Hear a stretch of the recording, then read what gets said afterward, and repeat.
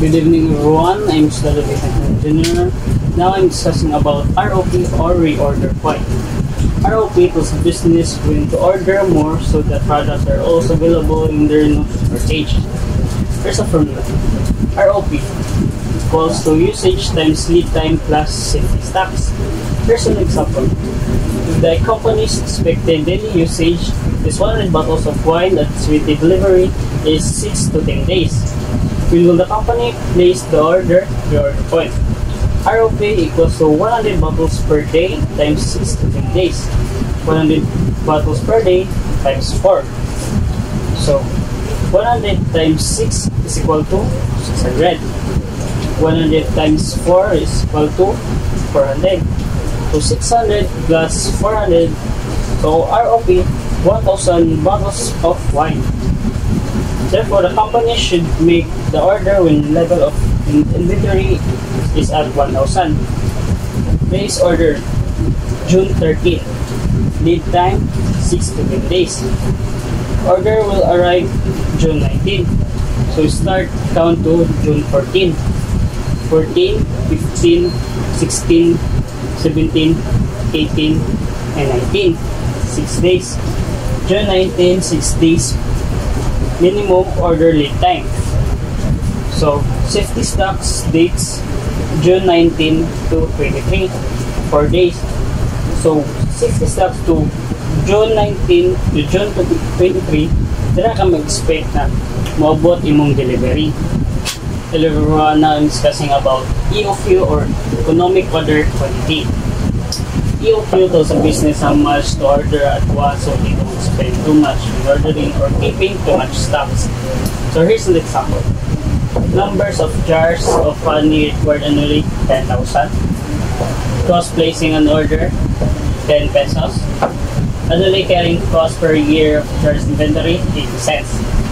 Determine the following: EOQ, numbers of order per year, total ordering cost per year, average inventory, total carrying cost per year, total cost. So here's the formula. EOQ equals to square root 2 times O times N divided by C. O stands for ordering cost, N stands for number of units required annually, C stands for annually carrying cost per unit. So start to EOQ. There's a formula. EOQ equals to square root 2 times O times N divided by C.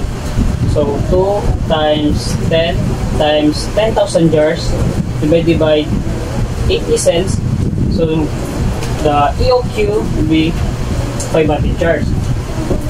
Let's proceed to number of orders per year or NO.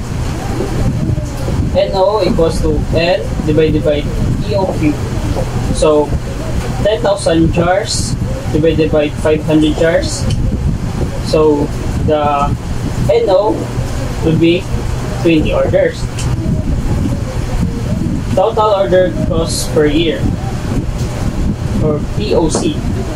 TOC equals NO times OC. So 20 orders times 10 pesos. So the TOC will be 200 pesos. Let's proceed to average inventory or AI. AI equals to EOQ divided by 2. So 500 jars is equal 500 jars divided by 2. So the answer will be 250 jars. Total carrying cost per year or the TCC. TCC equals to AI times C.